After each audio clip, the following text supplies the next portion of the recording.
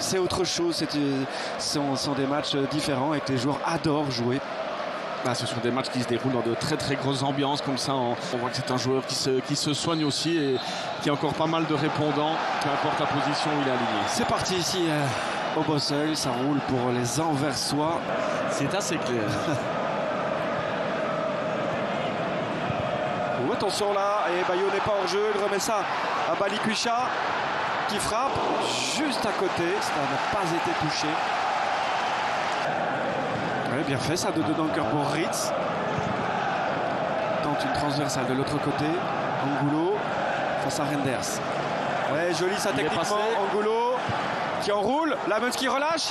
Et personne n'a suivi. Pourtant, un petit plat du pied. Sans conviction. Et on voit ce joli travail technique d'Angulo qui a senti que Renders jaillissait. Là, Lamens, c'est dangereux ce qu'il fait là. Parce que là, il la remet pleine axe. Dunker est monté. Longue touche de Goto, donc vers Dunker, effectivement. Ça, c'était l'idée. Et Fouquet pour le deuxième tir cadré du match. 0-0. Score de lunettes, comme on dit en Flandre.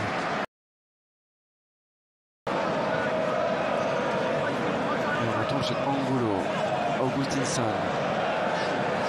Chimérou, il y a un peu plus de rythme là dans la circulation du ballon anderlechtoise. Mamar, bon centre et but de Goto. Excellent centre. C'est la meilleure séquence anderlechtoise du match et elle est directement récompensée par ce but du jeune japonais, son deuxième en championnat, son troisième avec celui de l'Europa League. Il en a marqué 7 en Challenger Pro League aussi. Ouais, mais là ils ont bien fait tourner le ballon, ils ont libéré quelqu'un sur le flanc et puis la qualité de centre, mais c'est rare de voir des changements sur phase arrêtée défensive. Ouais. Mais bon, si tout le monde sait ce qu'il doit faire, il faut être bien concentré directement. Oui. Se positionner.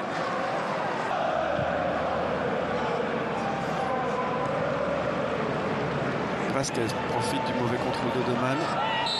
Et Odoy, il doit faire attention, il est dehors. Attention, oui. Il est dehors. Les matchs se suivent et se ressemblent pour Denis Odoy face à Anderlecht ici. Star a confirmé. Bah oui, c'est même presque direct. J'allais vous dire, ça peut être rouge direct. Ça s'est vite refermé. Temporisé, Augustinsson et Deuzy. On y retourne 1 contre 1 face à Corbani. Contre favorable pour l'anglais, Mamar. Bonne passe ça pour Vasquez. Et Léonie encore. De 4. Et le but du Quête. 16 ans. Et déjà, tout d'un grand. Imaginez. 0-2.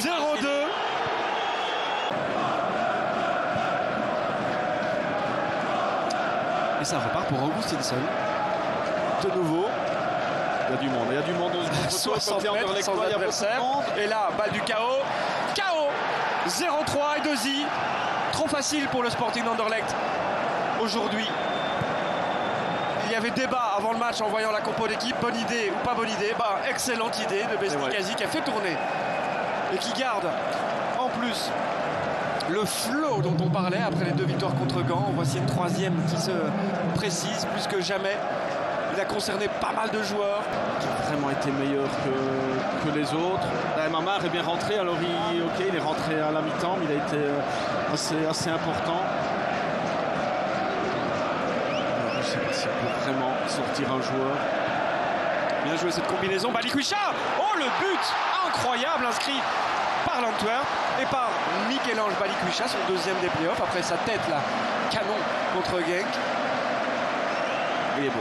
Il est beau ce but, il a eu très très peu de possibilités. Deuxième tir cadré seulement du match. Période. Premier tir cadré, je pense, de la deuxième mi-temps. Mais là, il n'a pas hésité. Sort ce ballon. Deman. Bien fait ça. Le 1-2. Le tir. Écrasé, mais cadré de Benitez. Et après avoir gagné 2 fois en phase classique, après avoir éliminé l'Antwerp en Coupe de Belgique, Anderlecht vient quasiment valider sa 4e place.